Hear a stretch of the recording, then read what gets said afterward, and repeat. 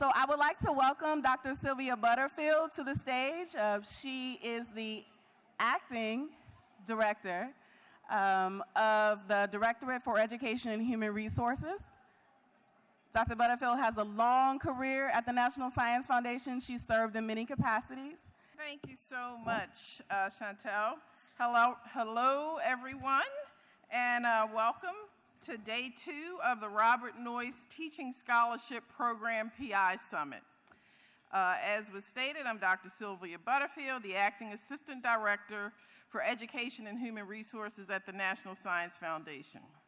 I want to personally welcome all of the Noyce teachers, fellows, and Master Teaching Fellows who are here today. I'm thrilled to join you all. I'm proud that EHR is home to the Noyce program. For 20 years, Noyce has helped increase the number of K-12 teachers with strong STEM backgrounds who teach in high-need school districts.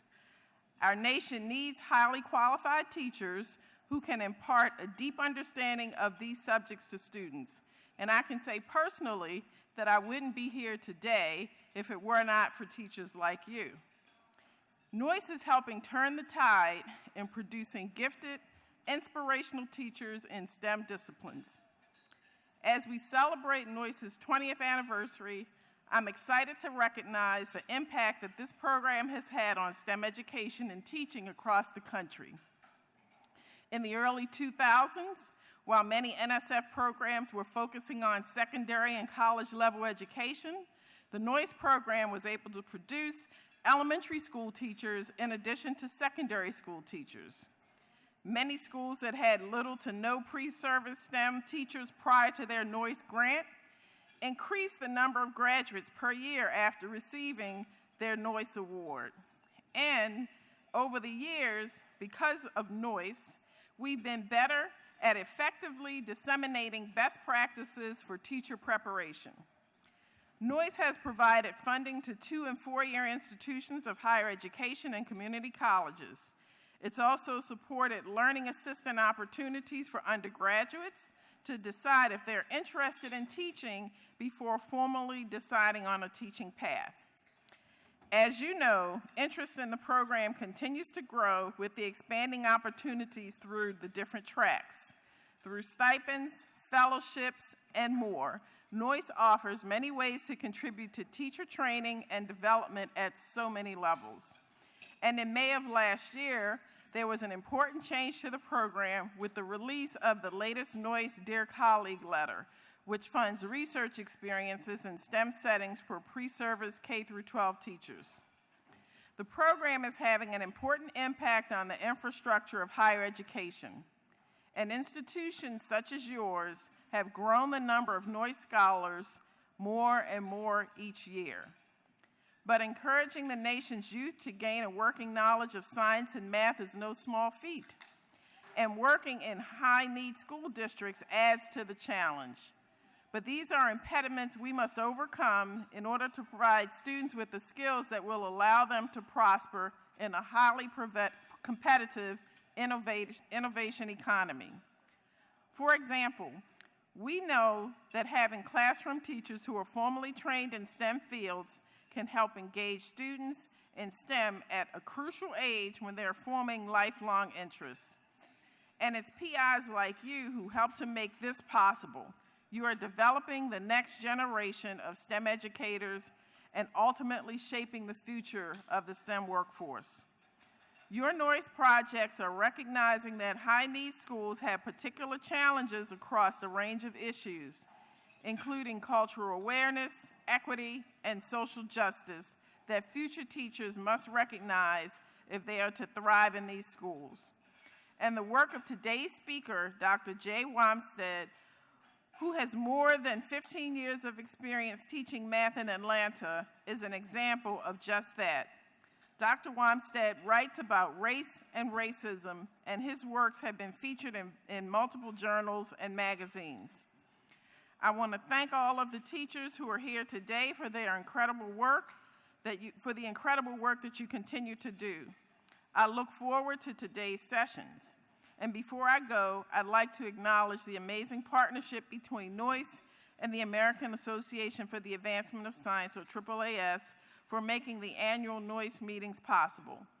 Now, it's my pleasure to introduce today's speaker, Dr. J Wompstead. Thank you.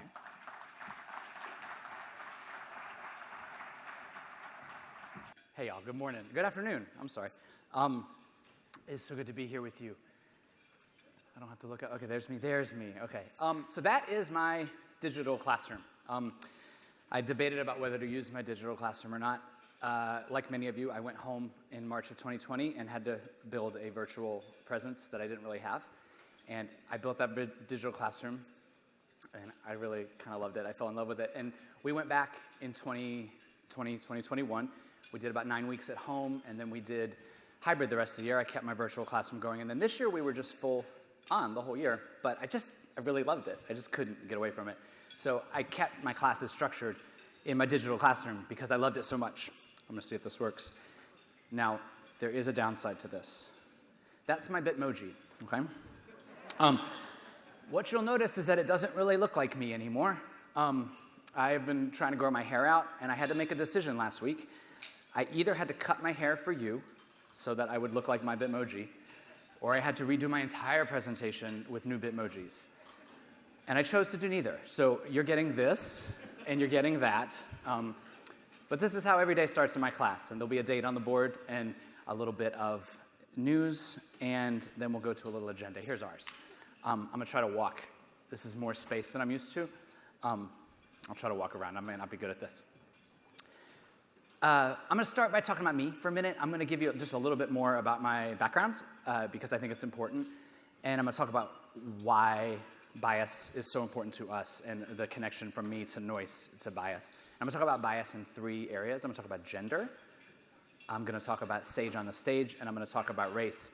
But spoiler alert, I'm not going to get to sage on the stage because every time I've gone through this, I get to, it gets way up, way farther than you want it to go. So I'm going to skip sage on the stage, and maybe we can hit it with a few questions at the end if it seems important. But I really want to get to race, which is my nominal area of expertise. And we'll definitely have questions. I may or may not have answers. That's why there's a question mark. First, though, real quick, thanks. I am really, really excited to be here, and I really appreciate all of you for sitting there listening to me. You have food. That always makes things better. Any school teacher will tell you the best classes go when you bring snacks, right? So I'll try to outlast the food. But contra to what Dr. Parikh said yesterday, I am not going to be able to be brief. So I'm going to have to try really hard to be interesting, and we'll just see how that goes. All right. I start every class with, after the date and after our agenda, I have a piece of trivia or a riddle or a optical illusion or a picture or something non-mathy because I'm trying to build community in my classroom. And I'm going to do something similar today, although I'm sneaking a story in here. That's me, all right? And you can see he looks a little more like the Bitmoji. And that's me. We're at the zoo. We're at the Atlanta Zoo. We're on a field trip. And I was taking a selfie for my wife to show her how much fun we were having. I pressed click and sent it to her. And she was looking at it at work and replying to me. And somebody new to her office came over her shoulder and just happened to see the picture and said, "Oh, where's Jay?" And my wife said, "Oh, well, Jay's at the zoo. They're at the zoo today." And my wife's new colleague kind of got quiet and goes, does he teach at an urban school?" I would have known the question was coming the second she paused. My wife has answered the question enough to know how to answer that. Now, the answer is sort of. I'm from Atlanta. There's not a lot of urban in Atlanta, if you've been there. It's really sprawled out. There's green everywhere. It's like LA with worse traffic and less smog, but more humidity. I don't know what the trade-off is. It's a lovely place to live. So I don't technically teach in an urban school the way people mean urban when they talk about the urban-rural divide, but I do teach at an urban school the way people mean urban when they talk about schools. Because when people say urban for schools, they usually mean black and brown. I have taught in Atlanta. This will be my 17th year. I start next Monday. Yes, next Monday I go back to work. Yes, you can clap for that. Yes. It's just terrible. So I'm going to start next Monday. for my 17th year. I taught 14 years in a high school. This will be my 3rd year in a middle school. My 14 years in a high school was in a part of town that is almost all black. I'll talk about that more in a minute. I taught very few white students there, very few Hispanic students. My new school has some Hispanic students. I had the privilege to teach a English language learners class, which was mostly Hispanic students a couple years ago during COVID, I know. So that was interesting. But the through line of all this is that, and this is just a fact, is that on any given day, there are more white children that live in my house, I have 4 children, than there are in any of my classes. I've never had a class with more than 3 white children in it. So I do teach at an urban school, the way that my wife's colleague meant it. But I was listening to the fellows talking earlier, and I realized that a couple things. One is that I've said the words black and white like 1,000 times already. That's my milieu. That's what I got. That's my expertise. That's what I know. All right? But I realized that the concept of race goes out way beyond black and white. It might be our original sin here in America, but we've spread that sin around, right? And it goes on to the reservations. In Indigenous, it goes out to the Southwest with what we did to what used to be Mexico when we took it. And it goes into Hispanic immigration. And, of course, it goes out into, well, I'll stop there for a second. I'm going to keep talking about black and white because that's what I know. And I'm not trying to pretend that me talking about black and white, I'm not trying to pretend that that maps exactly onto your experience, because it doesn't. But I do believe that there are echoes and notes of anything that I'm going to say about cross-cultural teaching that will map onto your experience. I think that's true. So I'm going to try to make that true at least. All right? I have notes over here, but I should look at them every once in a while. Oh, yeah. First, I'm going to start with an allegory. This is an old story. It's an old philosophical riddle or whatever, but the first place I ever heard it, that I really liked quoting it, was David Foster Wallace in 2005 gave a commencement speech at Kenyon College, and he started out with this allegory. And I'm just going to read exactly what he wrote. Again, it's an old story. You'll recognize the intent, if not the words. And Wallace says this. He says, "There are 2 young fish swimming along, and they happen to meet an older fish swimming the other way, who nods at them and says, 'Morning, boys, how's the water?'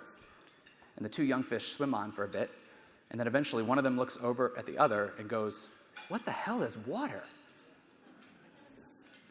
What the hell is water?" This question, it resonated with me immediately upon reading it. It has captivated me as an educator. What is water? What is it that we walk through when we go to school every day? And it's what I was getting at a minute ago. My water is black and white, but it's also teaching girls and it's teaching boys. It's teaching different language learners sometimes. It's teaching special education versus general education. You've all got a lot of those waters too, but your water might be, the gentleman from the Bronx said his class was 70% Hispanic or school. I mean, I know nothing about that. That's his water, right? Your water's different than mine, but we've all got water and we don't know it unless we're intentional. That's what I want to talk about today. I want to talk about being intentional. All right, so I'm going to do the part I really don't like. I'll put that down for a second. I'm just going to talk about myself for a second, because if you're anything like me, you saw a white guy walk up here and the word bias or race was on it, and maybe you rolled your eyes a little bit. And I think that's entirely legitimate. I think if you've ever heard the expression, beware of Greeks bearing gifts, it's really appropriate to remember that whenever a white person wants to talk to you about race, especially if that white person happens to be a man, you should, just keep a distance for a second until they prove themselves. We have a long terrible history of arrogating authority for ourselves and then making money off it. So let's just say that what it is. I graduated from the University of Georgia in 1998. I had a math degree. And for a couple years, I tutored, and I played in some spectacularly unprofitable bands.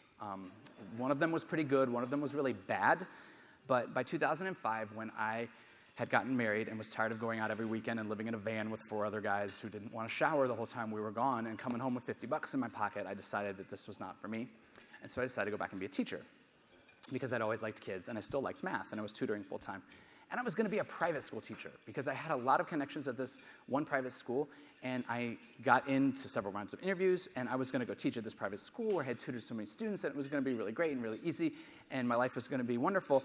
And I did not get the job because I had no experience teaching in a classroom. And the guy that didn't give me the job said, I could give you a job if you spend a couple years substituting, or I could give you a job if you go student teach.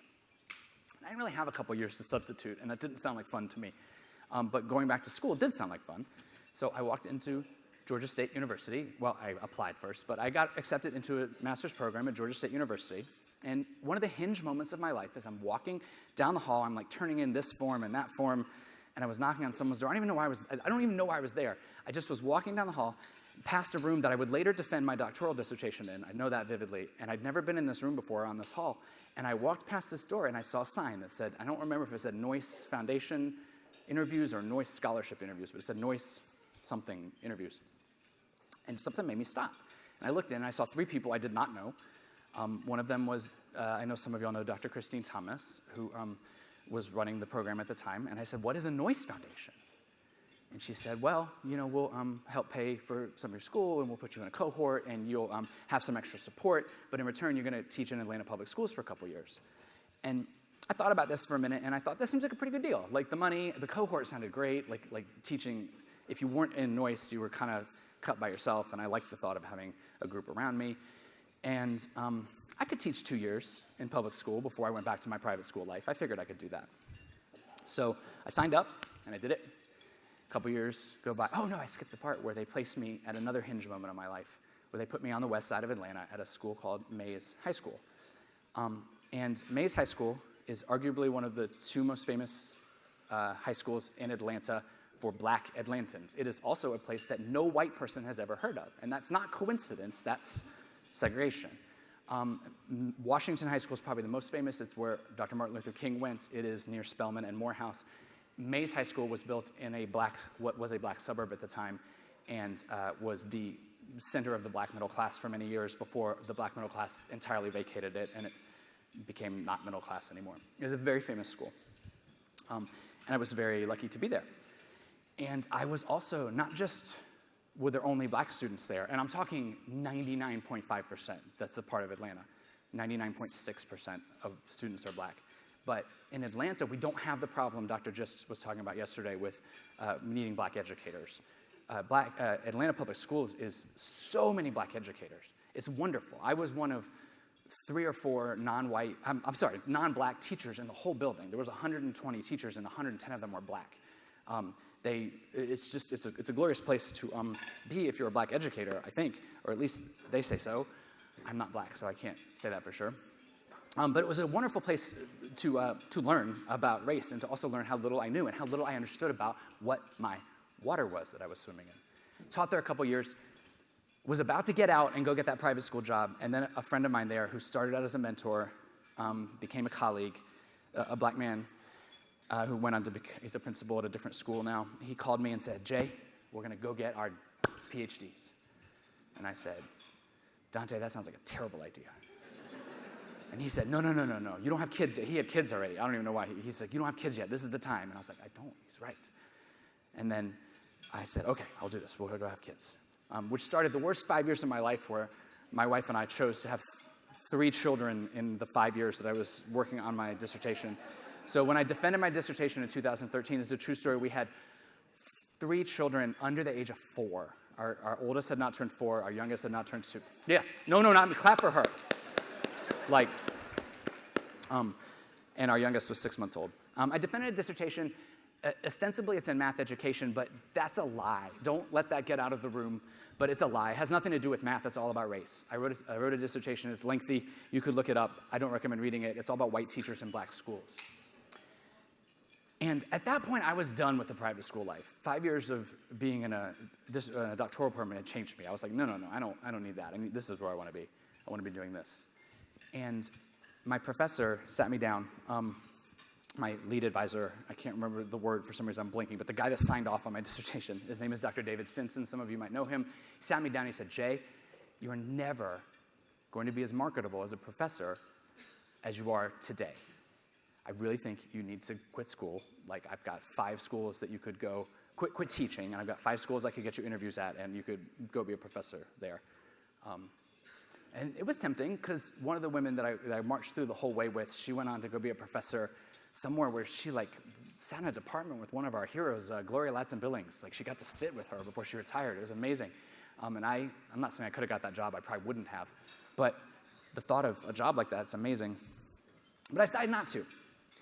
And I decided I was going to instead stay in the classroom, and I was going to just keep writing because I love to write. And I was going to maybe one day be a professor if I could keep my CV current enough, and I would just keep writing and writing and writing. And it's 9 years later, and I might one day, when I grow up, decide that I might want to apply to be a professor. I've tried to keep my CV up, but I don't know. I've written in a lot of places. I have a really weird name. If you Google it, you can see it's the only one. I'm J Wompstead. It's it. All you will see is things that I've written, things that I'm involved in. I'm not even going to talk about it. If you Google image J Wompstead, though, you will see a hilarious panoply of pictures of me, because my students do this to me all the time. And they will Google image my name and take pictures and put them on Tic Tac and Instagram, and then I see them for months. I have no shame about it. It's fine. The writing led to an opportunity to do a TEDx talk, which I think is how I ended up here, because I was on video somewhere talking about race and seemed normal. The TEDx talk led to just getting to do some podcasts, and getting to do some. I get to do some trainings with as a college professor. He's a professor of school counseling. He's a black guy, and he brought me in, and we do some conversational trainings together. It's really awesome. He's a veteran, and he got me I got to talk to 200 Air Force officers. I got introduced by a 4-star general as a teacher in the field who could talk about CRT. And that was terrifying, but it was on Zoom, so I just kind of you just shut all the boxes down and ignore it. This is much worse. This is just, I say all that to say, and it took a lot of time, and I'm sorry, but I think it's really important that you should be able to Google me.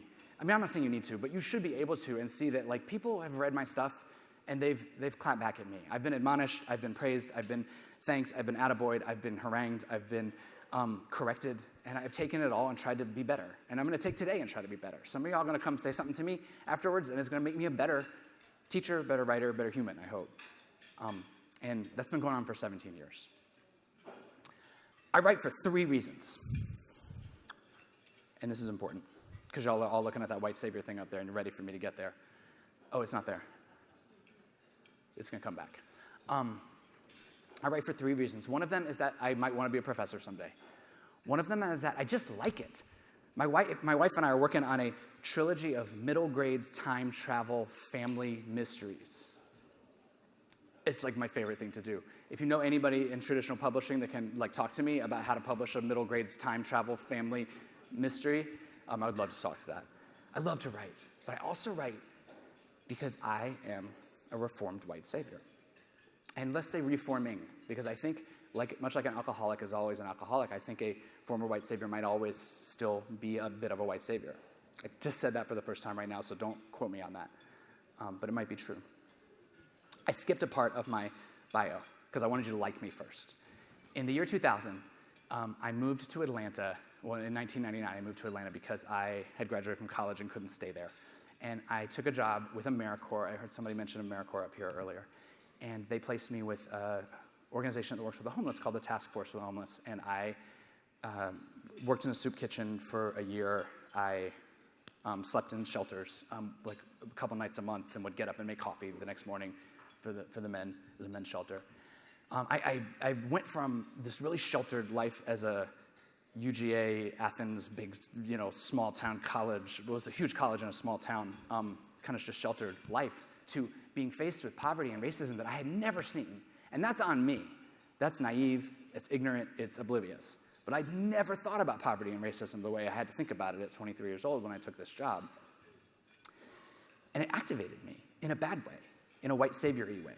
Because like men, time out of mind, and especially white men, I looked around at all these problems, and I thought, well, clearly we can fix this. I could fix this. I could fix all of this. And I knew it wasn't working with the homeless anymore, because I was working in administration, and this is as much, where's it go? It keeps disappearing. That's as much computer as I can do. I can write a spreadsheet to like figure out my budget. That's about it. I don't want to be working in intake on computers and stuff like that. And I had a math degree. I liked kids, and I thought I'm just going to go be a teacher. That's what I can do to fix racism. So I sent out applications to all the Atlanta public schools. I only heard back from 2. Not surprisingly, they were 2 schools that were very high needs. They were in very poor parts of town. And in Atlanta, that means you were 100% black, or again, 99.98% black. I took a job with one of them. I assumed that my general charm and wit and knowledge of math was going to be fine for the 7th graders. After all, I had led games at a camp. Clearly, I knew what I was doing. Wizards, Giants, Elves, if you've ever played it, I'm really good at leading it, all right? But apparently teaching 7th grade math is not like that. And apparently also being a white guy walking into a room full of black children and having never thought about race before is not really a great idea. It did not go well. I gained 20 pounds. I was miserable. I couldn't sleep. My classroom was out of control. Out of control. It was just, I'm talking from their point of view, not also from my point of view. It was a miserable, miserable place for everybody to be. And I quit on Halloween Day. I think about it every Halloween. And I'm not proud of this. I'm terribly disproud of it, unproud. I'm terribly embarrassed by it. But I tell you, because it has motivated me to think about everything that's happened since going back to school and becoming a teacher and getting a PhD and figuring out how to write and figuring out how to make my classroom run better and making the switch to middle school. It's activated me to think about what did that guy need? Now, you guys are Noyce. We're Noyce. Every time I say Noyce, I think about Andy Samberg from Brooklyn Nine-Nine. You know how he goes, he's like, Noyce. It's been happening for 2 days. I'm glad I got to tell everybody that at once. We're all Noyce. We have that cohort and that accountability. That's what the year 2000 me needed. He needed some accountability, some cohort. He needed somebody to look at him and go, you don't know what the world you're talking about. You don't know. You don't know, white man. I didn't get that till later. All right? But here's the deal. Some of y'all are in schools and you know these people. Some of y'all are going to start a new school and you're going to see these people. Some of y'all haven't taught yet and you're going to see these people. There's teachers in your buildings that are just like the year 2000 me. All right? They're coming out of teacher prep programs that I'm not going to name that don't do as good a job as Noyce is getting you ready. All right? They're coming from desperate situations where they'll hire anybody like they did me. Or worse, they're coming out of our schools of education never having interrogated their own bias, and they're just walking into a school building and taking the paycheck and spreading prejudice as they go. Some of you work with these people. Some of you will work with these people. We all know them. All right?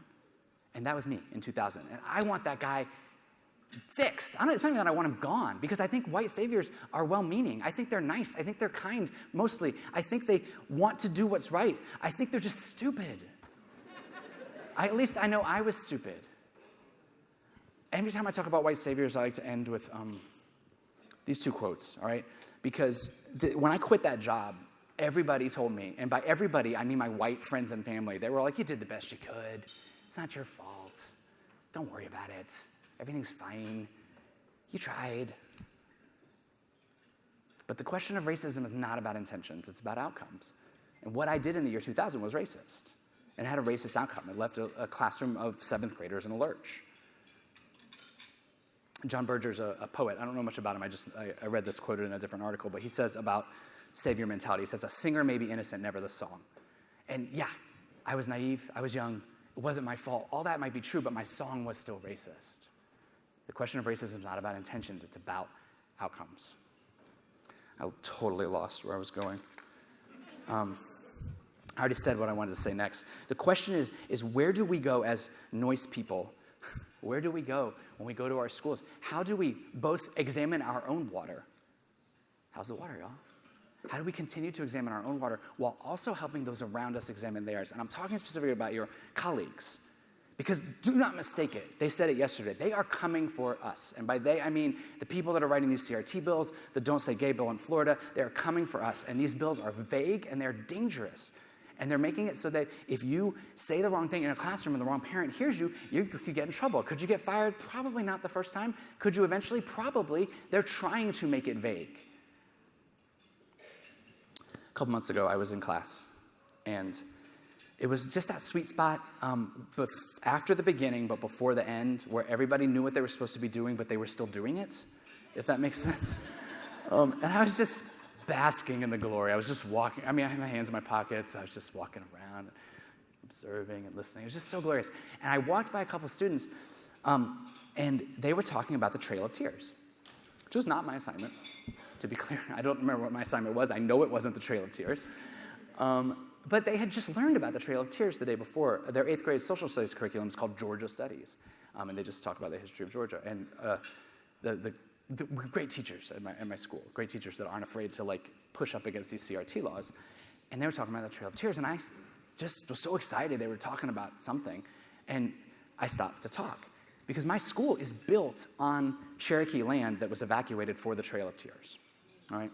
So literally the ground that I stand on when I'm in my class, it's not just that it used to be indigenous, because it all used to be indigenous. It's that it actually was land that we gave to the Cherokees at some treaty before the Trail of Tears, and then we took from them whatever that date was, and I'm not going to get it right, so I won't say it. 1828. I don't know. So I've been reading about this. I'm interested in this. I've stopped to talk. We're having a great conversation. And I know I ended by saying something like, it is no joke what we did to the indigenous Americans. It is no joke what we did to the indigenous Americans. And they kind of nodded. And this boy, a little bit away, a couple seats away. You've seen A Muppet Christmas Carol? Okay. The beginning of Christmas Carol by Charles Dickens starts with the line, "The Marleys were dead to begin with." But when Gonzo says it, he says it like this. He goes, "The Marleys were dead to begin with." I'm really proud of my Gonzo impression. I wanted to get that out there. And then he says, "Nothing that I say will make any sense to you if you do not remember that fact." The Marleys were dead to begin with. Nothing that I say will make any sense to you if you do not remember that fact. I'm not sure that's the exact quote. Gonzo says what Gonzo says. My students were black to begin with. And nothing that I'm going to say to you from this point on is going to make any sense unless you keep that in mind. So when I'm standing in my room and I say, "It's no joke what we did to the Cherokees," one of my students points his hand left, points his hand right. At this room, it's 30 kids probably. I mean, that's how many were on roll, I know. 25 of them are black. 2 of them are native Spanish speakers. 3 of them were white, but one of the white boys was Danish. He was from Denmark. I mean, it wasn't even him. I mean, he's literally an immigrant. Like, he came from Denmark 3 years ago. And he just looked at me and he goes, "We."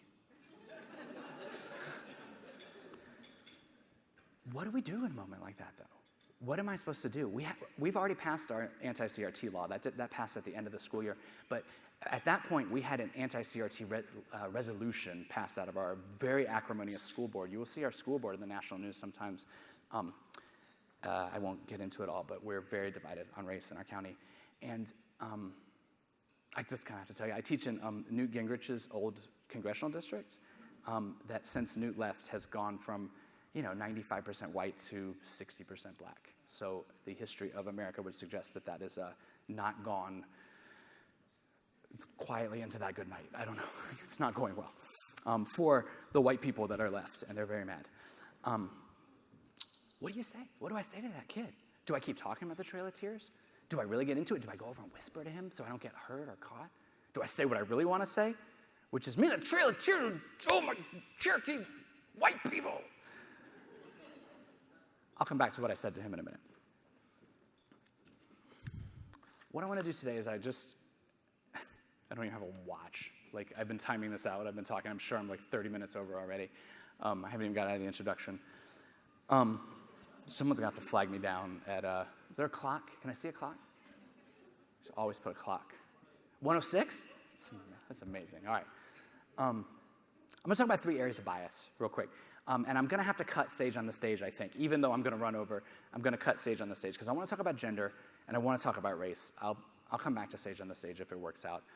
But you'll just have to talk to me in the comments or email me or something. That'll be fun too. Let's tell one more allegory real quick. Probably if you're of a certain age, you know this quote. The greatest trick the devil ever pulled was convincing the world he didn't exist. I see a lot of people in their 20s. You might not have seen The Usual Suspects. That's fine. You should see it. It's a great movie. A low-level criminal named Verbal Clint says this. I don't want to give away the movie, so I'll just leave it at that. But this quote will bounce around social media every once in a while because it's a great quote, and it resonates with us. But it's not actually original to that movie or to Bryan Singer, the writer of that movie. You can trace it back, and I didn't know this until I was trying to reference this quote, and I ended up tracking it back through time, and it goes all the way back to 1864 to a French poet named, I'm going to mess it up, Charles Baudelaire.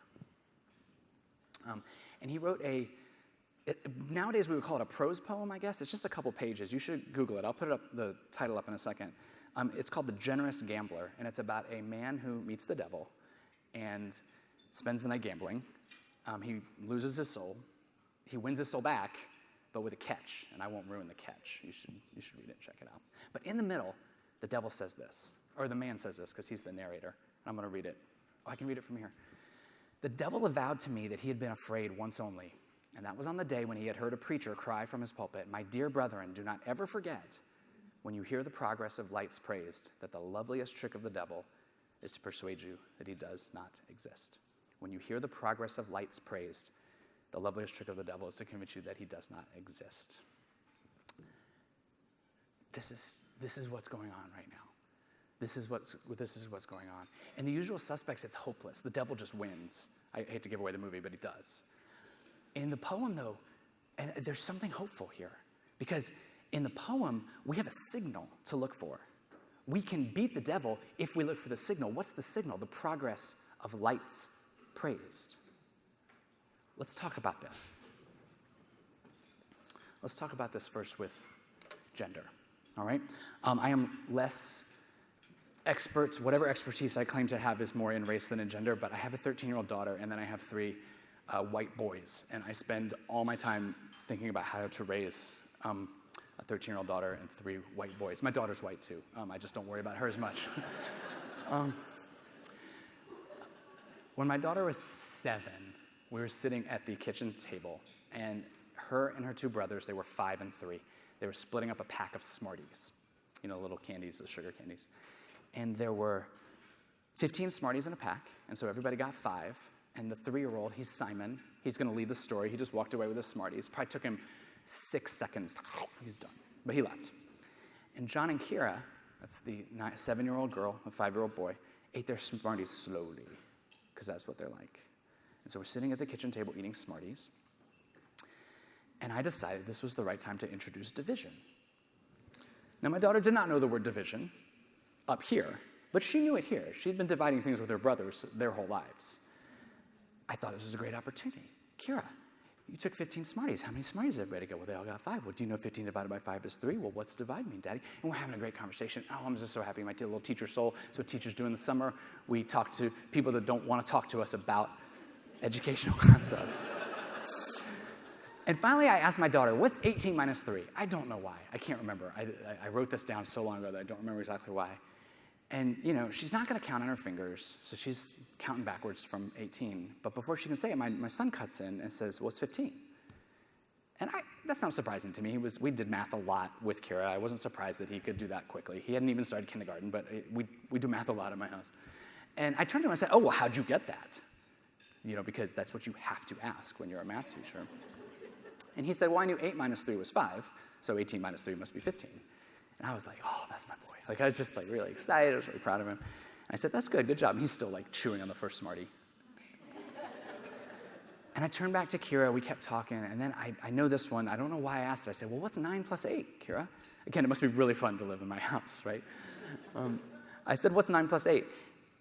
And before I could almost even get the question out or clear my throat, my son cut in. He goes, 17. And I was surprised at that. I was like, well, how did you know that? Again, how do you know that? Tell me how you know. Explain your reasoning.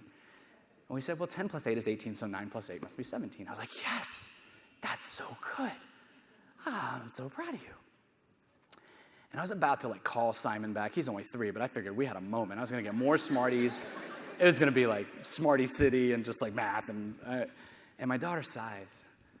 And she says, I'll never forget these words as long as I live. She goes, John is so much better at math than me. And y'all, my daughter's brilliant, objectively and subjectively. I'm not just a dad. I have the test data to back it up. She was great at math. She's still great at math. She still scores in the 90th percentile on every math test she ever takes. She's really good at math. But what she meant when she said that, she didn't really mean John's better at math than me. She meant, oh, I wish I was good at math. That's what she meant. Oh, how? How did my daughter think that? And I will just, you don't know my wife and you may never get a chance to meet her, but my wife makes sure that I don't white man on too much in the house, all right? My daughter should not have said that, but she did. Why? It's because of the water. It's because of the water. And I'm going to talk kind of at length about something that I know you know a lot about, but I want to say something you might not know. I think at this point, everyone in the room has hopefully taken multiple IATs, the Implicit Association Test.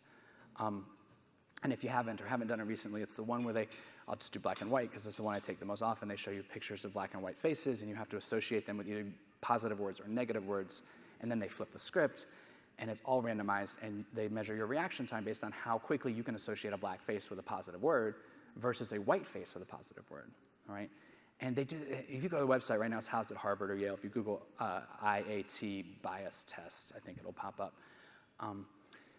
There's 10 or 20. There's religion, there's sexuality, there's women in the workforce, there's women in science. Race is at the top of the list. And I take these tests routinely, and I think we all should. I'm sure many of you have, and if not, go do it. Go take 7. They're really interesting, and they will show you that, surprise, surprise, if you're a white man of a certain age in this country, like you come preloaded with a little bit of bias. Some of us more than others, but even after 20 years of working on this water, I'm still walking around with bias in my bones. I spectacularly failed a Women in Science IAT in front of the Georgia Mathematics Conference. It was a Zoom session, and I thought, this will be fun. I want them to take an IAT. I'll just do it while they're doing it. We had like an hour and a half to kill on Zoom, and I was like, I'll just take the test while they're taking their test. And I was like, it was like, you have a slight prejudice against women in the sciences. It was like getting punched in the face. But I'm okay with that. I mean, I'm not okay with that, but I'm okay with that fact because that's the fact. Seeing the water for what it is what lets us get better, right? It's denying it. It's when we look at the test and go, that's garbage. I don't have a prejudice against women. I love women. I'm married to a woman. My daughter's a daughter. I mean, like, it's only when we face our prejudices that we can get past them. Here's what I think is interesting, and this is what you might not know, even if you know all about the IAT. The IAT started, I forgot this part. I'll come back to that in 1 second, all right?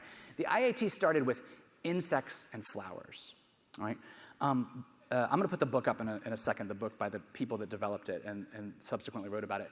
But this is how they kind of like cut their teeth developing the test, and it took a lot of time, to figure out how to calibrate it and all. But they started with 2 things that are objectively good and bad. Unless you're an entomologist, you don't like bugs. And unless you're very allergic, you pretty much like flowers, right? There's no value judgment about being afraid of insects and liking flowers. So it was a test they could give and people could take and they could calibrate their instruments without people getting upset, Like give a bunch of white people an IAT and they find out they're prejudiced against black people, they're gonna walk out of the room because they don't wanna face that. But you tell them, you don't like bugs. They're like, I could have told you I don't like bugs. I don't need a test.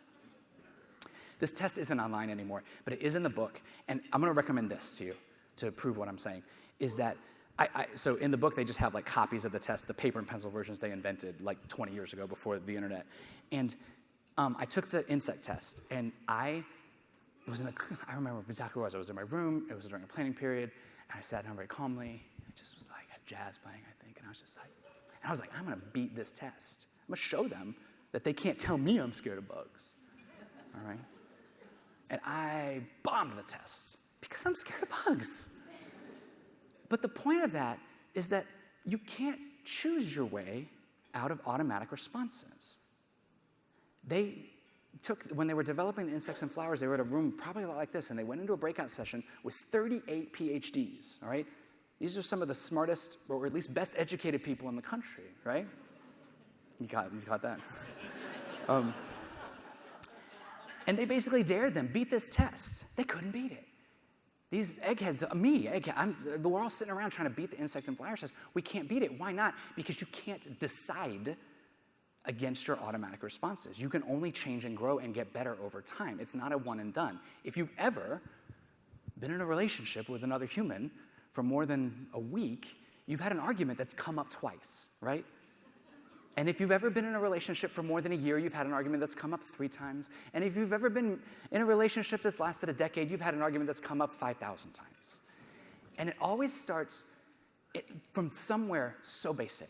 It starts from, well, and after the argument, you get to the point where you're talking about it, the DTA, that define the argument. And you're like, well, why'd you do that? Well, because you did this. Why only did this? Because you did this. Why only did this? Because you did this. Why only did this? Because you did this, and this, and this, and this. And you get back to whatever the prime moment was, and you just go, oh, I just won't do that again. Problem solved. The problem's never solved. That doesn't fix the problem. You can go back to the moment when I rolled my eyes the wrong way, and that's innocuous. Or you can get back to the moment where I reacted out of some childhood anger at my father, and it triggered my wife to react out of some childhood fear of an authority figure. I'm not going to say her father because she's not afraid of her father. And it just spiraled into this argument. It's facile to suggest that I can just be like, oh, I just won't react like my father. Of course I'm going to react like my father. This is why couples go to therapy. This is why humans go to therapy, because we can't just choose to change our automatic responses, can we? No, we can't. And that's why this matters so much. That's why Kira, at 7 years old, thinks she's not good at math already, even though she's got the data in front of her. I can't believe my 7-year-old daughter doesn't believe the data. She believes what's in her heart. And and I'm going to throw a book up real quick. I want to go back to I can't go back. There we are.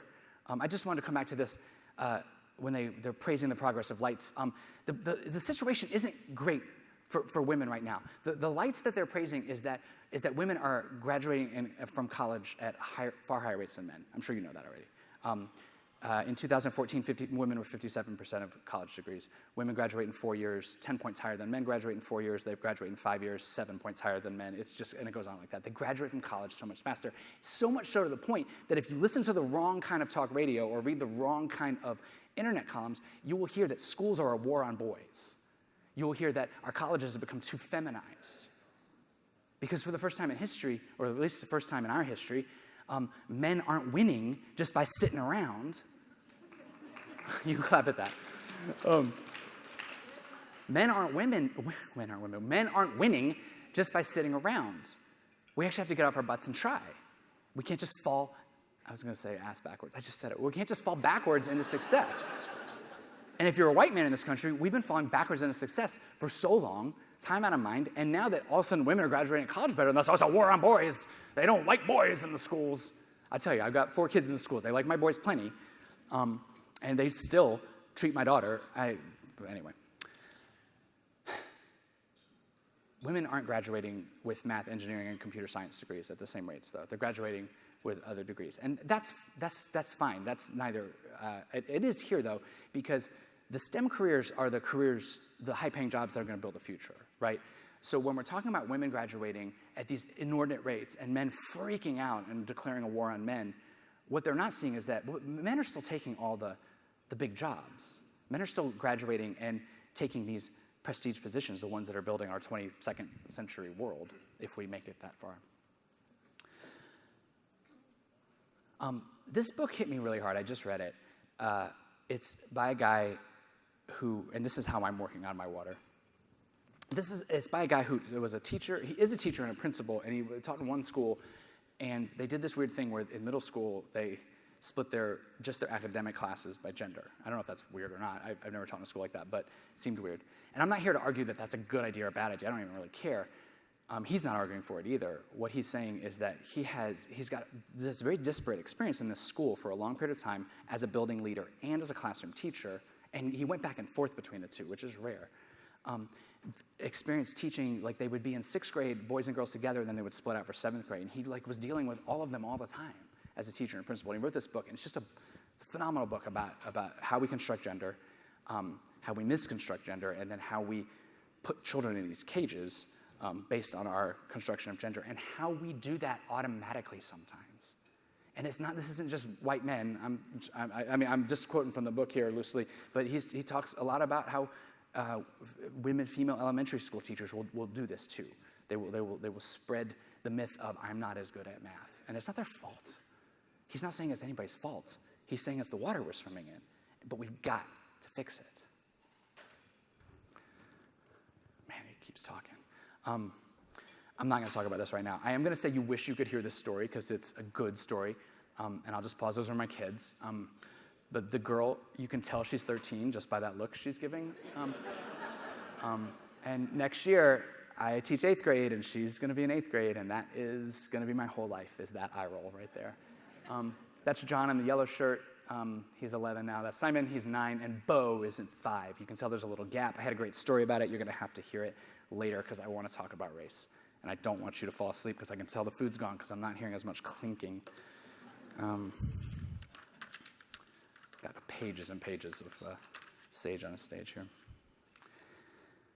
To the best of my knowledge, in 6 months or whenever the next Supreme Court term happens, from what I understand listening to smart people talk, they're going to finish gutting the Voting Rights Amendment, and they're going to abolish affirmative action.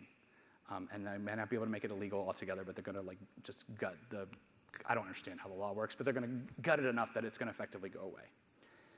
The Voting Rights Amendment from 1965, affirmative action that's been going on since then in various forms. And they're going to do it by praising the progress of lights. They're going to say, we don't need the Voting Rights Amendment anymore. It's what they've said when they canceled a key provision a couple years ago. They said, we don't need it anymore. The states have fixed it. Georgia's fine. They were racist then, they're not now. We don't need the Voting Rights Amendment. That's why they're going to get rid of it altogether. They're going to ban affirmative action. They're going to say, well, we needed it in the 80s. Things were so bad in the 80s. Things are fine now. Everything's fixed. We don't need affirmative action. As a matter of fact, it's just not fair to white people. It's a war on white people. They're going to praise the progress of lights and try to tell us that everything's fine. And they're going to take away these two things that have led to a lot of progress for black and brown people around the country. Basically, a lot of people that aren't white. If you haven't already been told that your job at school has nothing to do with race, I'm here to tell you that they're going to tell you your job at school has nothing to do with race. And by they, I just mean the omnipresent right and then right adjacent and then umbrellaed organizations. They're going to tell you that race has nothing to do with our job at school, unless you're literally teaching the history of civil rights, and then you can always say X, Y, Z. They're going to tell you that things are fine and we don't need to talk about it. They tell me that all the time. One of my favorite Twitter comments of all time, some guy in very colorful language said some other things, but in the middle he said something I quoted all the time. He said, 2 + 2 = 4, so shut up and teach. They're going to tell you that math is math, that science is science, that biology is biology. We don't have to talk about race. Race is a construct. Dr. Preek said it yesterday. Race is a construct. It doesn't have anything to do with biology.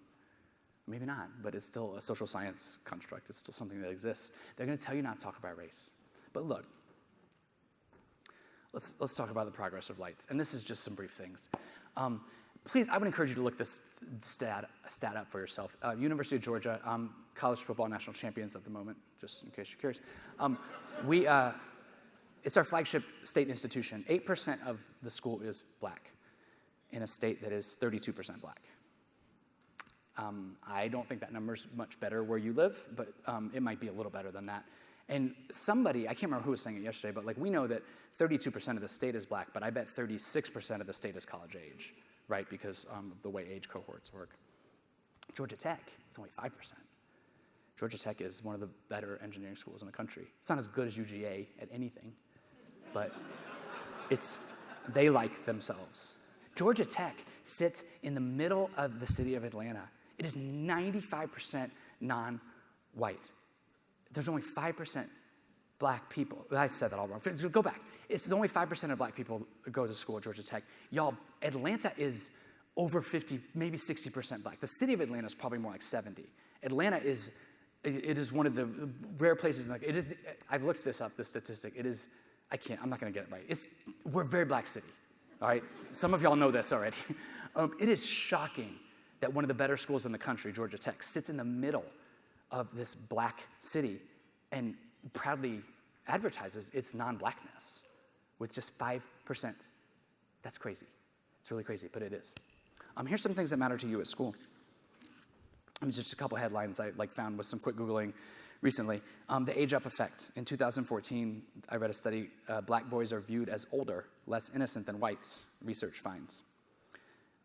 The angry demeanor effect. In 2020, there's a study that the headline was, future teachers are more likely to view black children as angry, even when they are not. It's an established social science fact that we're not good at other races' faces. That sounded like a joke. It's why the old joke about all black people look alike to me, or all white people look alike to me, or all Asian people look alike to me. It's based in some science that yeah, we're really good at the face of our mother and father, and the people we grow up around. We're not good at other faces. That's okay, all right. If you haven't had a bunch of kids that aren't white look at you at the front of the room and tell you, you look just like blah blah blah, and you know you don't look anything like Brad Pitt.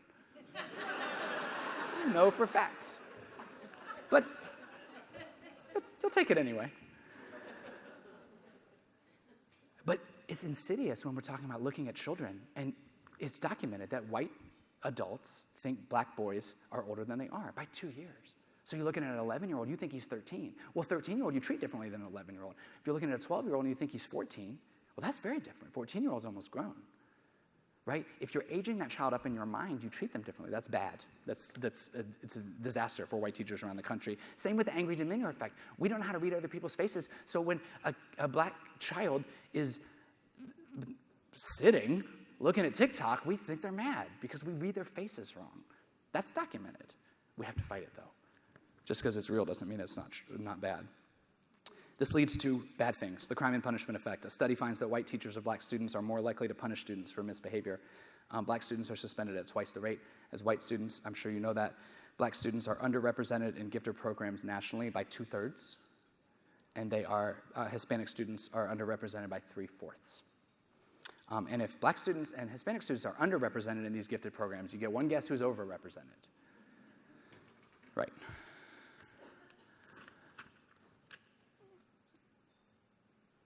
I'm going to say a really hard thing. It's on the board before I even get to say it. Here it is. Oh my gosh, my notes are out of order. This is going to be a disaster. I want to read what I wrote, not what's on the board, because I want to make sure I say this really right. Either we believe that there is something deficient in the black child or the black family, or we have to admit that there is something wrong with our system, and consequently with us. In the face of this data, there is no middle way. We can't look and say, oh no, there's nothing wrong with black children. Oh, the system's working great. No, those things are disjoint, thank you. This is a disjoint Venn diagram. Either something's wrong with black children and black families, or something's wrong with us. And I stand, I think as most of you do, with science time out of mind, or at least time out of the last 60, 50, 70 years, saying there's nothing biologically wrong with the black child or the black family. And also, we see all these insidious effects in our systems, in our criminal justice systems, in our healthcare systems, in our school systems. We see all these insidious effects that affect children of color, but black children hurt us sometimes. There's something wrong with us. I did it again. I've spent my career, my time, my life, kind of building an apologetic for white teachers. Dr. just yesterday spoke about what I think is the single most important thing that we have to do for our children. Having sat in rooms I know how important a black child is to a black teenager, because I've been the white teacher. I know how important a black teacher is to a black teenager, because I've been the white teacher, and I've had the conversation after the conversation where they're like, oh man, I was just really struggling with this, and Mr. Parker did this, and it just really made me feel better. And I was like, you know what, I couldn't do what Mr. Parker did, because he's black. And how wonderful that he's here, and what if he wasn't? Well, I'd have to do it, and I'd not do it as well. Black teachers are so important, and we need so many more of them. But that is a slow burn. That starts with these teacher prep programs, and even then it starts going back to high school. And like I don't remember exactly how she put it yesterday, but the way I say it is, it starts with us making our schools a more winsome place for black families. We're not an inviting environment to the black child or the black family. So no wonder they don't want to come back. I mean, right? 80% of teachers are white. It's like 81, she said yesterday. Just look around. Only 47% of public school students are white, and that number's dropping more rapidly than they thought. The first time I ever read that number, they were like, by 2024, we're gonna have 50% students being white. And they hit that number 5-6 years ago. White students are fleeing the public schools because of the racism inherent in these structures and their frustration and anger at having their easy life taken away from them. But that's, we'll move a little bit past that. I got lost.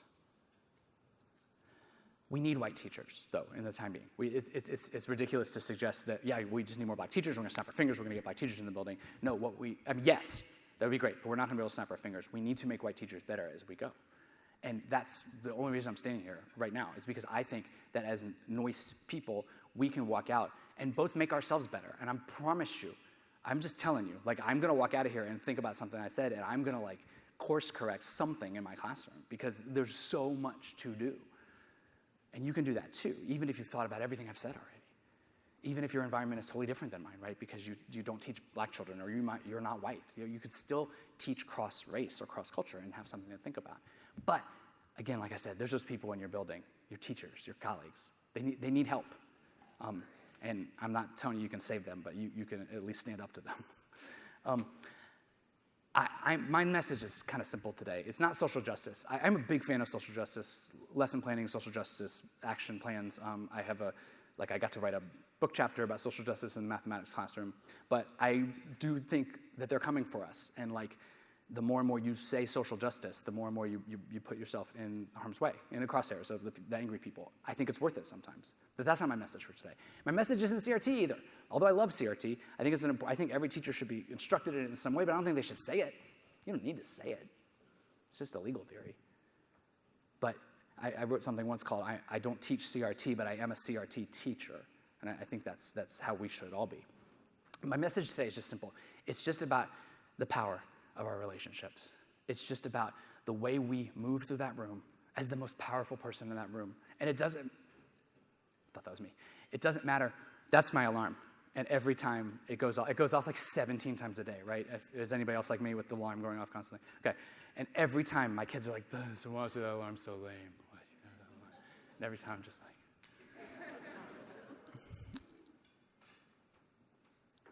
you are the most powerful person in that room. And yeah, your principal's got authority over you. There was a question earlier about what do you do with a principal, an administration that doesn't support you?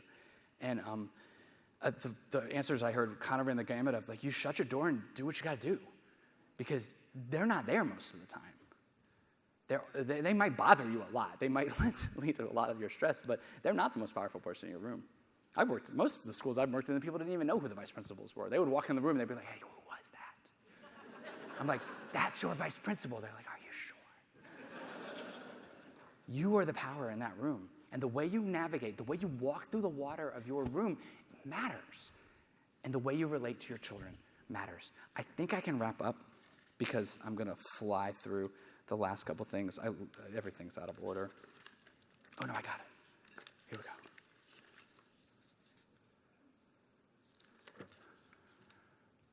I think there's, you can snap a picture if you want of that. If you haven't read all three of those books, you should read all three of those books. If you're interested in questions of stereotype and race. I'm stereotype and bias. They're not specifically about race. Blind Spot is the book written by the people that developed the IAT. Whistling Vivaldi on the far right is actually a slightly older book, and he invented the concept of stereotype threat, if you ever heard of that. And then the book in the middle is the most recent. It's still, I think, in hardback, which is why I got that weird graphic of it.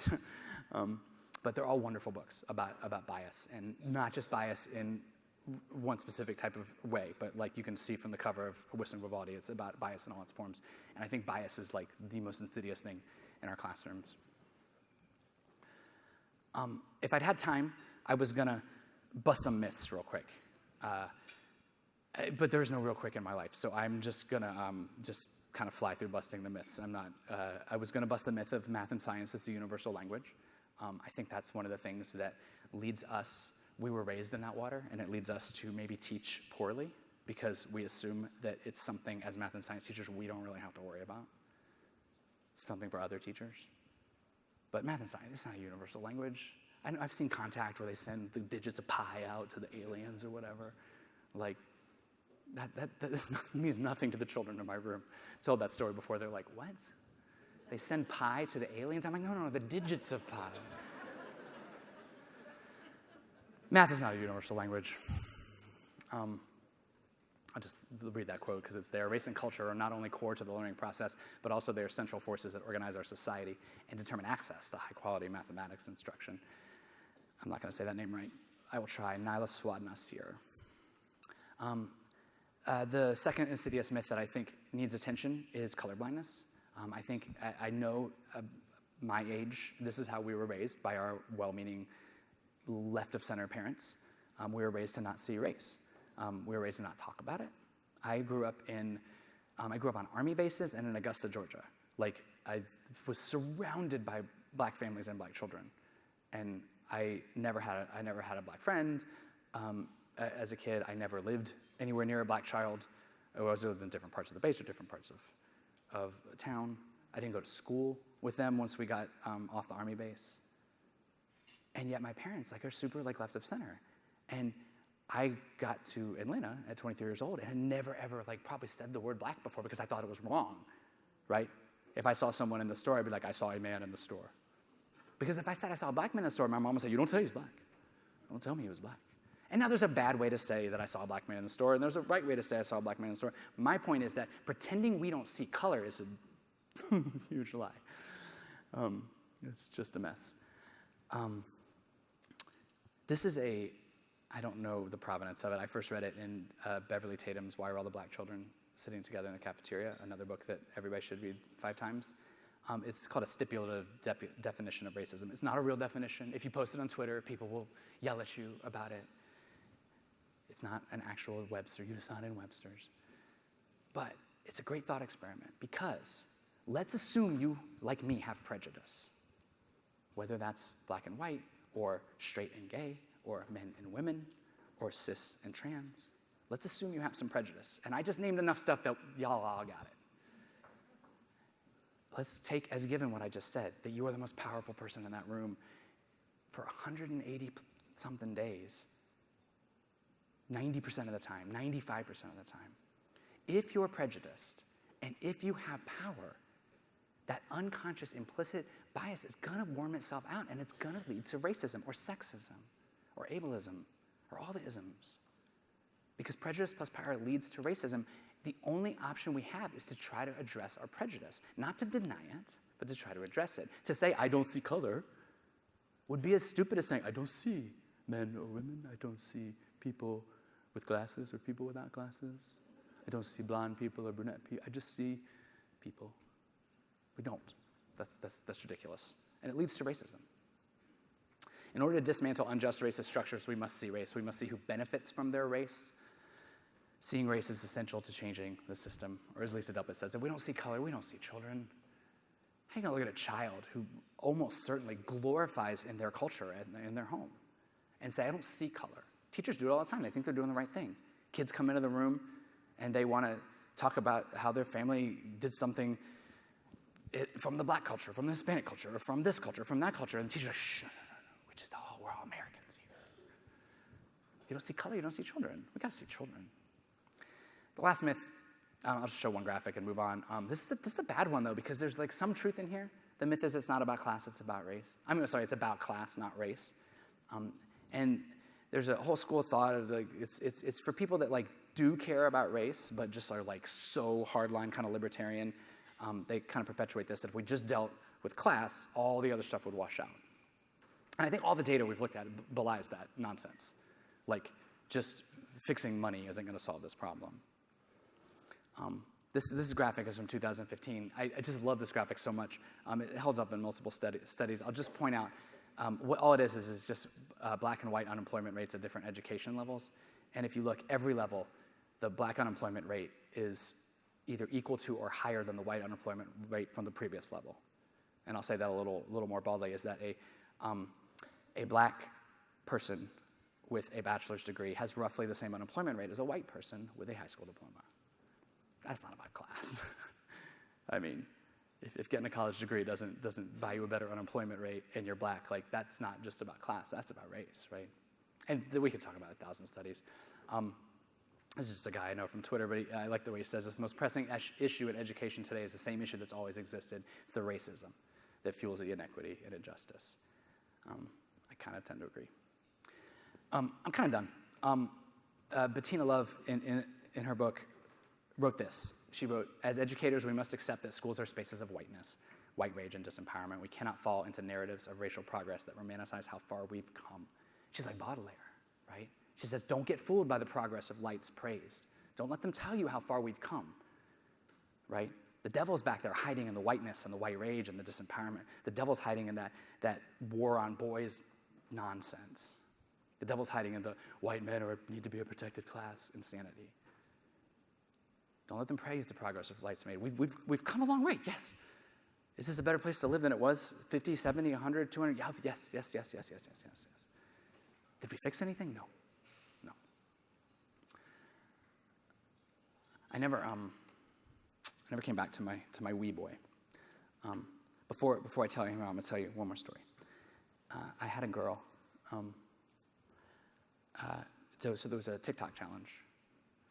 Not the one with the bathrooms. You remember the bathroom one? Some of y'all know what I'm talking about. There was that one too, but I don't have any stories about that. I do. They're just not appropriate for here. There was a Tic Tac challenge that went on after the bathroom one, but before the other one and before the other one. And it was the one where, and it didn't last long, but it was where a student would turn their camera on surreptitiously, and they would point it at their teacher. And then they would call out loudly enough for the teacher to hear, and it was an inopportune time. They would call out, but does he say Black Lives Matter? And I don't know if the phrasing is exactly the same every time. That's how it happened to me, is I was just walking around my room, teaching, doing stuff, and I didn't know there was a Tic Tac challenge. I just knew that all of a sudden some child from across the room hollered out, but does he say Black Lives Matter? And it was clear I was the he. As a teacher, you just know when they're talking about you, right? It's just like, oh, she's talking about me. And she was hoping, obviously, that she could go viral by me doing something stupid, but that wasn't going to happen. Instead, I just turned around and I just said, well, of course Black Lives Matter. And she was like, and I was like, do you need help with your math? And she's like, no. But here's the point. That child, by the way, I wish I could say something like, oh man, she went on to be my best student. She did not go on to be my best student. She, much like the wee boy, who I simply turned to when he said we, I said, no, my bad, me, us, we, my people, not we. Her, much like him, they went on to be mediocre students. They came in the year a little behind. They finished the year a little behind, not more behind, but still behind. They both liked me and hated math. And I thought a lot about this in the last couple weeks, just getting ready for today. I thought, what if they had disliked me and hated math? What if their burgeoning sense of their own blackness, right? They're teenagers, the whole racial identity development spectrum, they're in that sense where they're coming into a sense of what it is to be black in America, in the world, whatever. What if their burgeoning sense of their own blackness bumps up against a teacher that is scared to say Black Lives Matter, or is scared to acknowledge that we doesn't mean the same thing for you and me? And what if they don't like math? Well, then they don't like their teacher or the class. And then they fall behind even more. And so it would be a good story if I could say, and that was my best student, and they got a 98% on the test and all that. And that's not true. But I do know that those relationships could have been really bad if they hadn't trusted me. They never believed me that the math mattered, but they trusted me not to blow smoke in their face. And that's what we're doing. We're trying to use our power to make relationships so that the children, I kept dragging it out like I was going to find the sheet. I'm not going to find the sheet. We're trying to use our power so that we can have relationships in that room so that the children can, honestly, good Lord, just get through middle school and be set up for success later, right? Middle school is the worst, right? You know that. All we want is for them not to hate math by the end of the year. And as a teacher, if we can accomplish that for them and get some material taught, we've done a good job. But if we just let our unchecked bias run through that room, we are going to wreck it. And that's your job. Not just for you, but for the people that you're going to be teaching with, because you're going to be on a team. I don't even know who's on my team next week. I think I know, but I'm not 100% sure. many of you are in the same boat. You might be switching schools. You might just have a whole new team. You're going to be on a team, and you do have some power and sway over those people on that team. And if they're running unchecked bias through the system, like, you have a chance to check them. You have a chance to affect good, not just in your own room, but kind of spread out throughout the school. Anyway, I'm positive that, I hope that it wasn't short, so I hope it was at least sort of interesting. And I'll leave you with that thought. How's the water? What the hell is water? If we don't think about it, this is the last thing I think I wrote before I shut everything down, is if we refuse to think about our water, at best, we will be sub-excellent. But at worst, we're going to do a lot of damage. There's nothing to lose from thinking about the water. Either we're going to make ourselves more excellent, or we're going to fix a 2,000-year-old white savior. Year 2000, white savior. Good God, there's a lot in that sentence. Anyway, I think that's done. Oh yeah, I love that slide. That's my favorite. Yeah, no, I'm done. So thanks. Thanks for being here.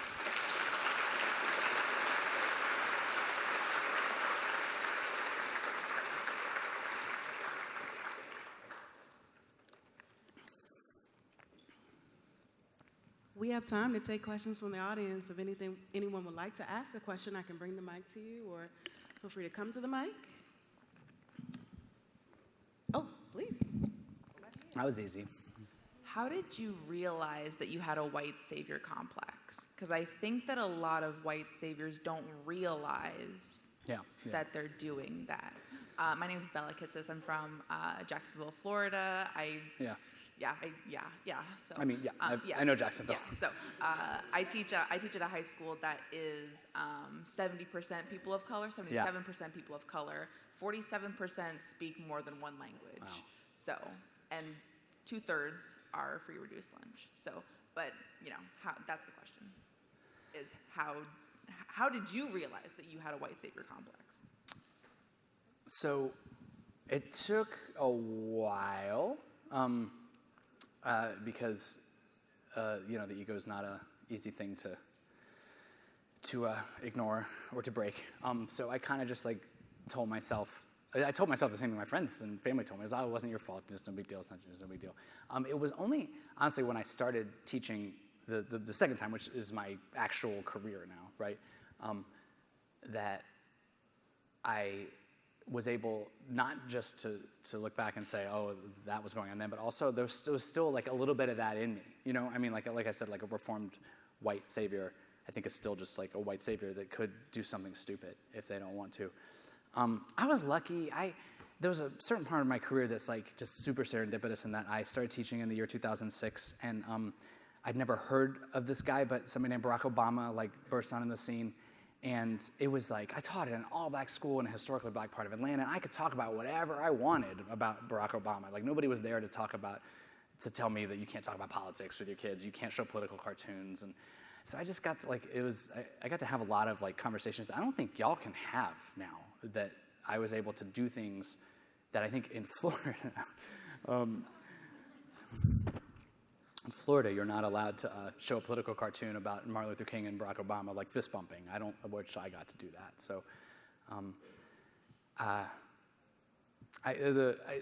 the hard answer is that it was a lot of hard conversations. That some of them happened with students, some of them happened with friends, some of them happened with colleagues, and I got it at a lucky time of the world. But maybe we're at a second lucky time. I don't know. I mean, maybe there'll be some kickback. I'll stop. Thank you for answering that question that Bella had. I actually am also from Jacksonville, Florida, and have a follow-up question to your response. Has there ever been a time where you've had, what's a time that you had a hard conversation with another white, I'm assuming cishet, teacher? So, for a long time, I didn't teach with any white teacher for more than a year. because they would come in and out of the building and leave. So I'm not going to name the other teacher prep program, but we had a lot of those teachers, and they would be there for 2 years, and they would go. And it wasn't until one of them finally stayed, and she stayed for her 3rd year, that we got to know each other enough that I felt comfortable calling her out. So I'm not necessarily advocating. I've wrecked a lot of relationships calling people out before the groundwork was there for that. So I'm not advocating like going in as a bulldozer in a situation. But yeah. So I think laying some groundwork for having a relationship before you do that is probably the most essential thing. Does that make sense? Okay. You were up here before, right? Oh. Hi, sorry. I'm Kaden. I'm from New York, from Malloy College. I wanted to ask a question in regards to gender nonconforming students. You talked a lot about this binary of boy-girl in a classroom. Yeah. So I'm wondering how, due to this oversight of not seeing these students as much as this dichotomy between the boy and girl situation in STEM, how does this affect them, and how can we move forward with moving past this gender construct that we have? Yeah. So, I mean, that's obviously that's the question, right? So, I think some of the work is the same. I lost you. Where'd you go? Oh, you moved a long way. Okay. I was like, I do not see them at all. I think some of the work is the same. I had a student at the end of the year in one of my just anonymous how was the year surveys that wrote something like, I liked Mr. Wamsted's class the best because he called me by my preferred name and pronouns from the beginning of the year. And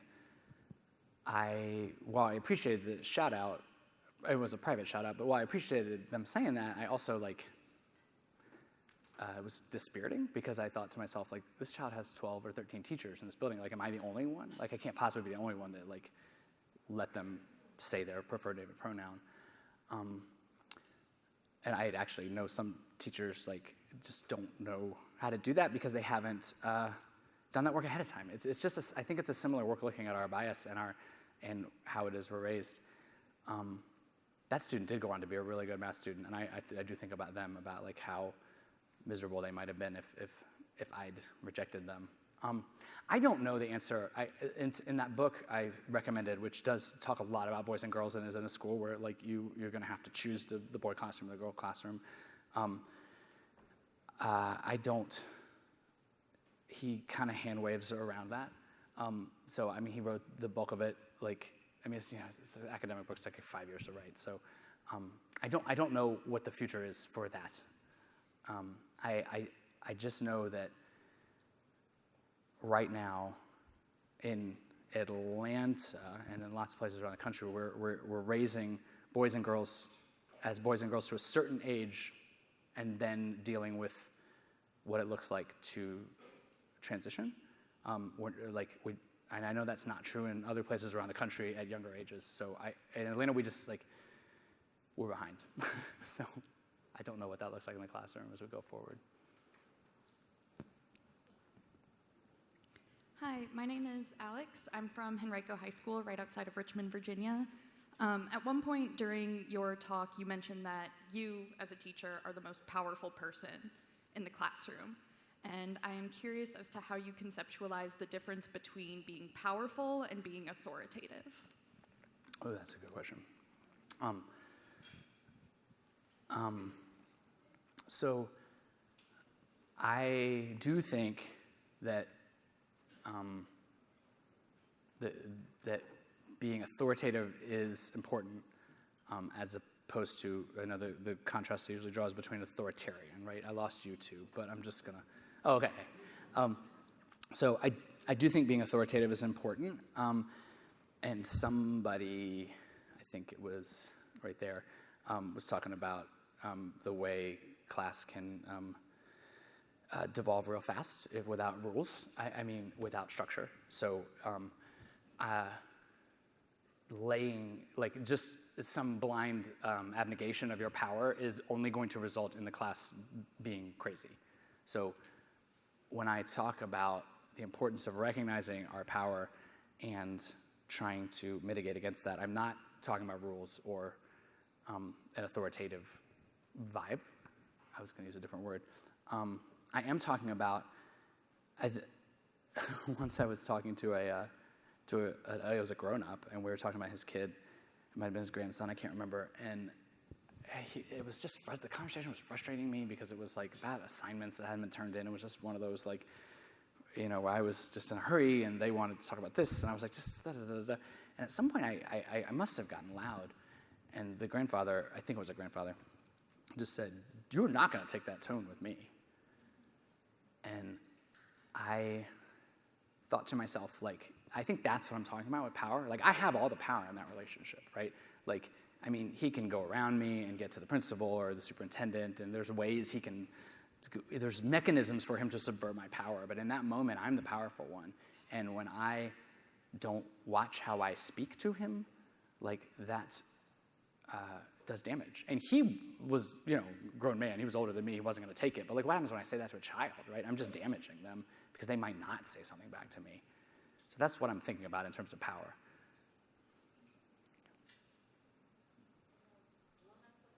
Yeah. Okay. Hi, my name's Adam. I'm a pre-service teacher in Utah.